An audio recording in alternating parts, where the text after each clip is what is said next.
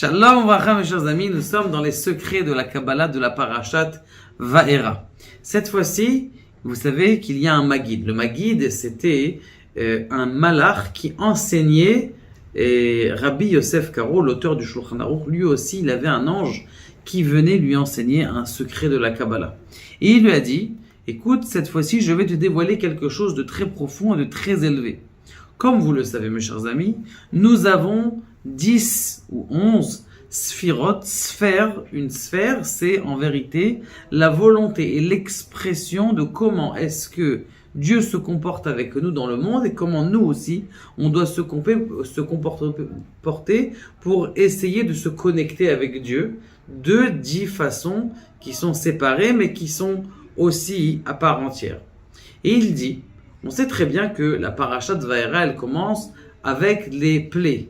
Dam, Tzfardea, le sang. Dit que tu saches que de même qu'il y a 10 plaies, il y a aussi 10 sphirotes et que chaque plaie, elle est en rapport avec une sphère. La première sphère qu'on connaît, qui est en rapport avec la première Makkah aussi, d'abord il faut savoir pourquoi Dieu il a envoyé spécialement ces Makot. Tout simplement pour dévoiler une autre facette de sa puissance dans le monde. Dam, le sang, c'était là pour dévoiler la sphère du Keter. Keter, c'est quoi Keter? C'est la couronne. On définit en Kabbalah et un petit peu Chassidut, le Keter, c'est la profonde volonté d'une personne. Le Rabbi Yosef Karo, il dit, en tout cas l'ange, il lui a dit, Ayam Ra'a Vayanos. La mer, elle a vu et elle a disparu. Il y a un secret ici. Comment est-ce que, on va définir la volonté dans le Keter, dans la couronne, et qui est aussi dans le sang. Comme vous le savez, comment est-ce qu'un Égyptien, s'il voulait boire de l'eau, il pouvait boire de l'eau? Tout simplement. Il disait aux Juifs, tiens, voilà, je te donne l'argent, je te donne telle somme, et lorsque tu donneras cette somme, tu pourras transformer avec ma pensée, avec ma volonté, moi la volonté de l'hébreu, de transformer ce sang en eau. Donc ça veut dire que ça dépend de la volonté de qui? De la volonté du vendeur, donc de l'hébreu qui était là-bas et qui dit. Donc ça c'est la Keter. La volonté, la couronne de l'homme c'est quoi? C'est sa base de sa volonté avec quoi il a le feu pour pouvoir continuer sa vie et avancer sa vie. Le Keter. Après, il y a Tzfardea. Tzfardea, il dit que la Tzfardea, elle a quelque chose de spécial. C'est que tout le temps, elle crie. Croix, croix, croix, croix. C'est toute la journée. Vous allez dans les étangs, vous savez ce qu'il y a des grenouilles ici. Elle est toute la journée en train de chanter. Dans le mot Tzipor, Dea, il y a Tzipor, c'est quoi? C'est un oiseau, puisqu'il vole un petit peu. Et Dea, c'est la sagesse. Tzipor, Tzfardea, c'est la grenouille. Cette grenouille-là, elle a une sagesse. En plus de ça, elle est rentrée à l'intérieur du feu. Et ça fait référence avec la chokhma, la sphère de la sagesse. La sphère de la sagesse, chez nous, c'est quelque chose de spécial. La sagesse, c'est la chose qu'on a reçue de Dieu. Ce qui est un petit peu différent, par exemple, de ce qu'on va voir juste après la Bina, le discernement. Le discernement, c'est une sorte de...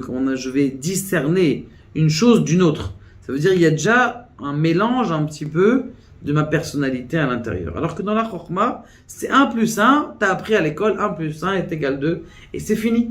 Donc ça, c'est extraordinaire. Bon, magnifique. Ça, c'est la sphira. Le Tzfardea, ça fait référence à la Chokhma, parce qu'elle appelle Tamid, elle chante toujours, elle a reçu le fait qu'elle doit chanter, et elle dit, et elle montre la grandeur d'Akadosh Baruch Hu lorsqu'elle se jette dans le feu.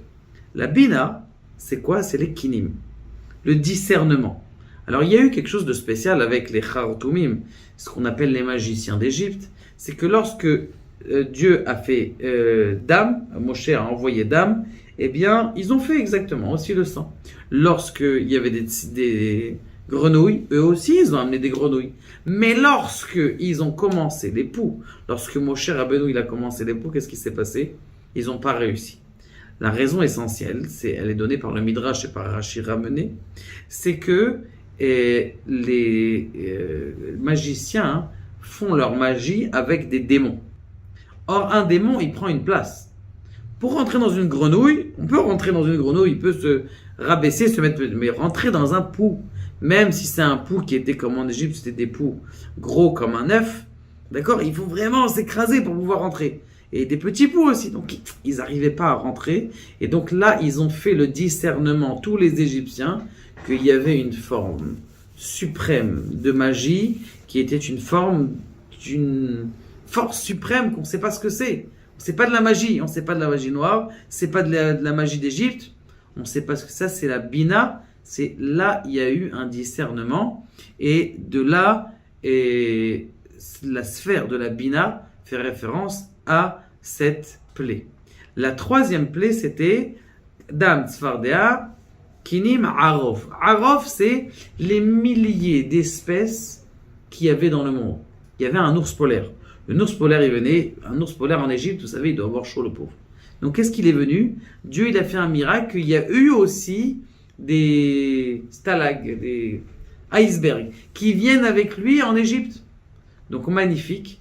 Là, ici, c'est pour te dire que les Bnei Israël, ils ont vu la grandeur de Dieu. La myriade, tous les papillons de toutes les couleurs du monde, d'Amazonie, ça veut dire tous les serpents, il y a des serpents magnifiques, dorés, brillants, des milliers de choses extraordinaires qui sont venues dans le monde.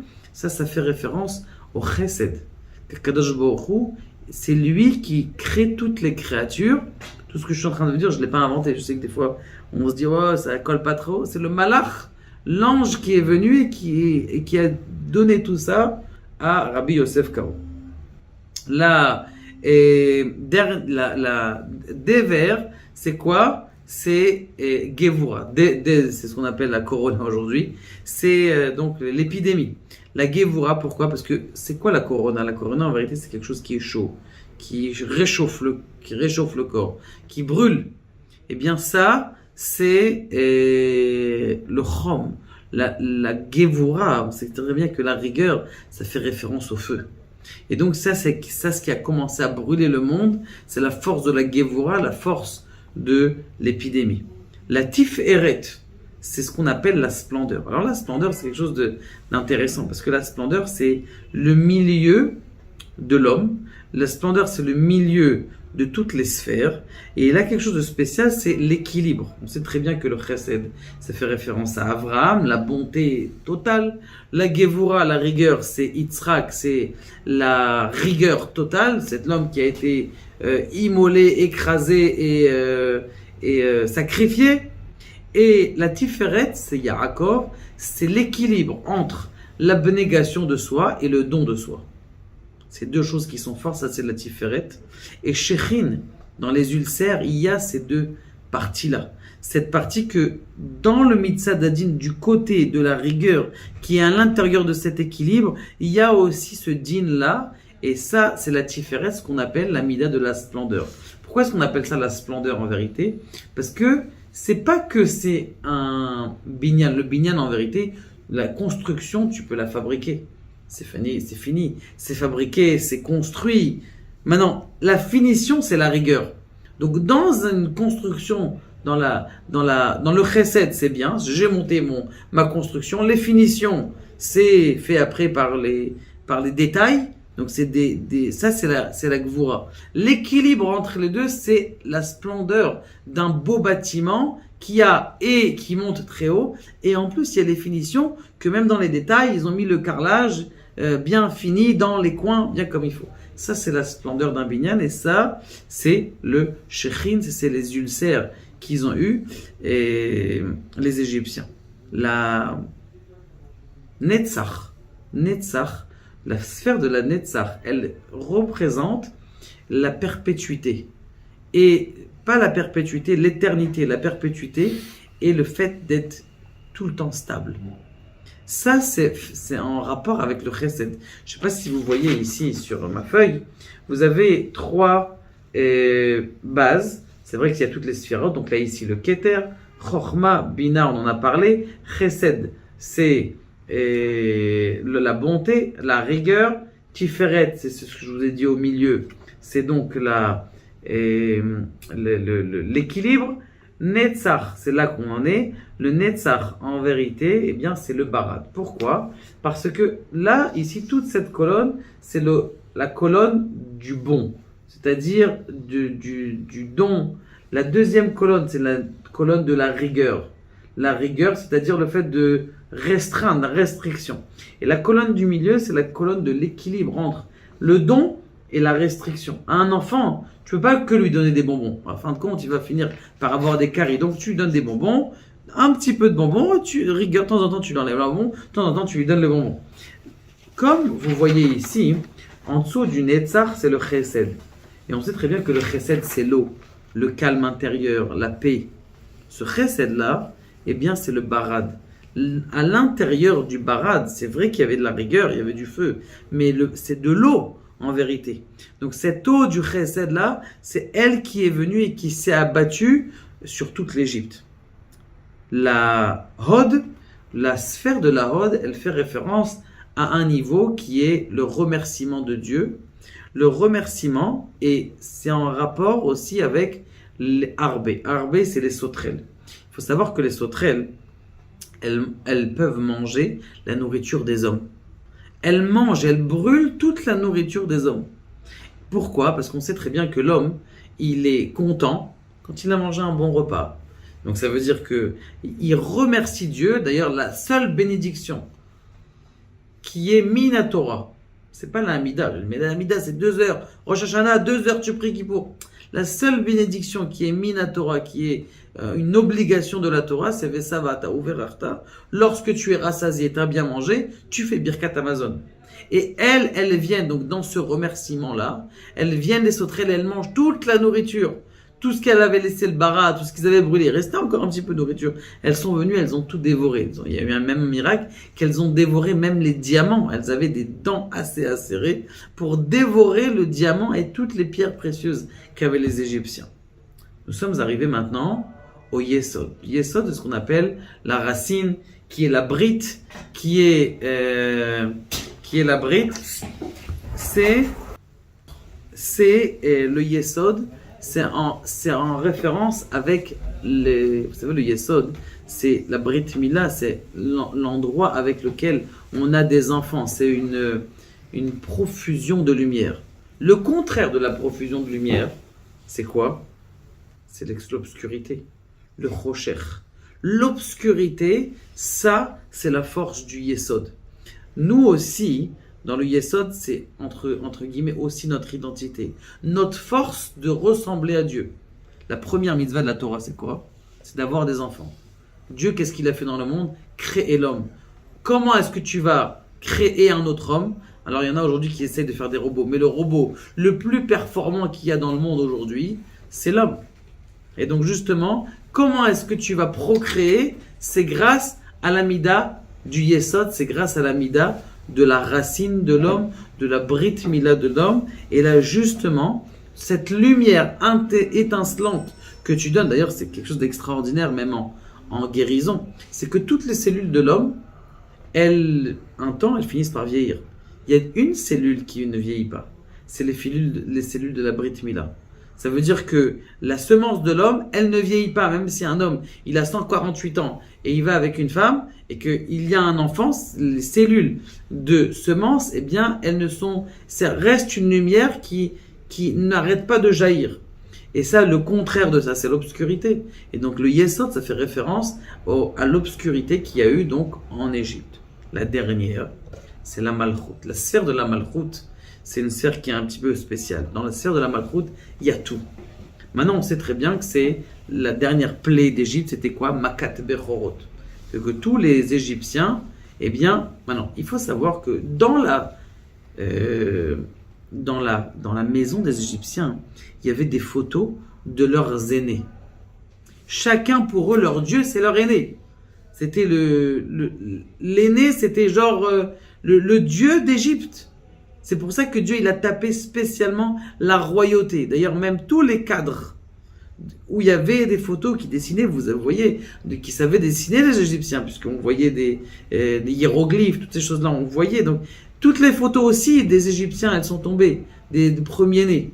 Ça veut dire que là, on a dévoilé la royauté d'Akadosh Baruch Hu. De même qu'on a détruit la royauté égyptienne, on a dévoilé, on a déraciné la royauté des Égyptiens et on a dévoilé l'honneur et la royauté d'Akadosh Baruch Hu en écrasant et en montrant cette sphère de la royauté. Enlever la mauvaise royauté et donner la vraie royauté à Akadosh Baruch Hu.